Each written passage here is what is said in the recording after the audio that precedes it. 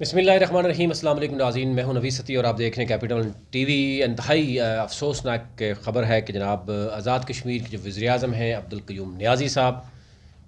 उनके साथ कोई अच्छा रवैया नहीं रखा जा रहा है। और आज वो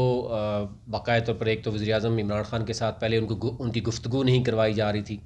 तो फिर जब गुफ्तगू करवाई तो वो कंट्रोल नहीं कर सके और वो बताया जा रहा ज़रा है कि जनाब वो रोते भी रहे और उन्होंने कहा कि ये साजिश सिर्फ मेरे ख़िलाफ़ साजिश नहीं है, ये आपके ख़िलाफ़ भी साजिश है और मुझे वक्त दिया जाए। और उसके बाद आज उनकी बनी गला में बहुत ही अहम मुलाकात हुई है और उस मुलाकात में उन्होंने कहा जी मैंने सबूत दिखाने हैं आपको और कि किस तरीके से क्या हो रहा है और अरबों रुपए भी लगाए जा रहे हैं और ज़ाहिर है इस वजह से आपके जो वफाकी वज़रा हैं वो आपको गलत मैसेजिंग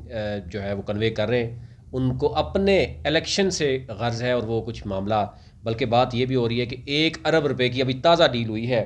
कि जो कहा जा रहा है कि जनाब वज़ीर आज़म की ख्वाहिश जो रखते हैं उन्होंने इतना पैसा लगाया है। इसमें 2-3 चीज़ें बड़ी वाज़ेह हैं। एक तो कहा जा रहा था कि एट द एंड तक बैरिस्टर सुल्तान जो है वो नहीं मान रहे थे, लेकिन उनके साथ भी डील कर ली गई, यानी उनके साहबजादे को वज़ारत देने की बात की गई और उनके जो अज़ीज़ व अकारिब हैं उन्होंने भी उनको कायल कर लिया कि जनाब अब्दुल क़य्यूम नियाज़ी से छुटकारा हासिल करें और यूँ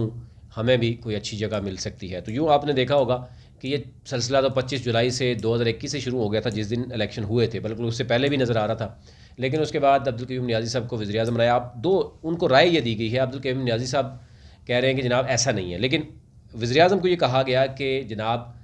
अगर हमने अब्दुल क़य्यूम नियाज़ी साहब की जगह अपना ही कोई दूसरा बंदा ना लाया तो एक तो यह है कि अदम एतमाद आ जाएगा पीपल्स पार्टी और नून लीग और ले आएंगे। दूसरा ये है कि हम अभी जब अदम एतमाद हमारी अपनी पार्टी ले आएगी तो 6 माह तक हमारी गवर्नमेंट को कोई छेड़ नहीं सकेगा और 6 माह ही अगर हमारी गवर्नमेंट कश्मीर में रहेगी तो डेफिनेटली हमारे पास अच्छे खासे रिसोर्स होंगे,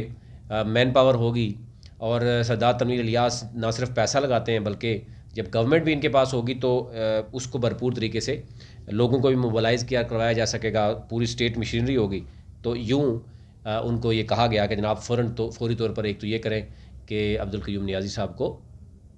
यही कहा जाए, मैसेज ये दिया जाए कि आप जनाब स्टेप डाउन कर लें, खामोशी इख्तियार कर लें। ज़ाहिर है जब अदम एतमाद आ जाएगा तो ऑटोमेटिकली सरदार तनवीर इलियास वज़ीर आज़म बन जाएंगे। तो यूँ एक तो ये है कि अदम एतमाद अगले 6 माह तक अपोजिशन भी नहीं लेके आ सकेगी और हमारी हुकूमत भी बच जाएगी। एक तो ये पैगाम दिया गया। अब क्या नियाज़ी साहब जो बता रहे हैं और ज़राए बता रहे हैं कि वो रो भी पड़े हैं और वो बड़े संजीदा हैं इस मामले में कि उनके ऊपर एक बहुत बड़ा इल्ज़ाम लगाया गया और अदम एतमाद पे ऊपर लिख दिया कि जनाब उन्होंने ये ख़तरा है, यानी जो बंदा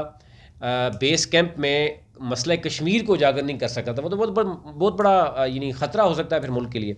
तो एक तो ये है कि उनके ऊपर इस तरह की मुख्तलिफ़ तरह के इल्ज़ामात लगाए गए, तो वो उन्होंने कहा कि नहीं ऐसा नहीं है, मैं सबूत दूंगा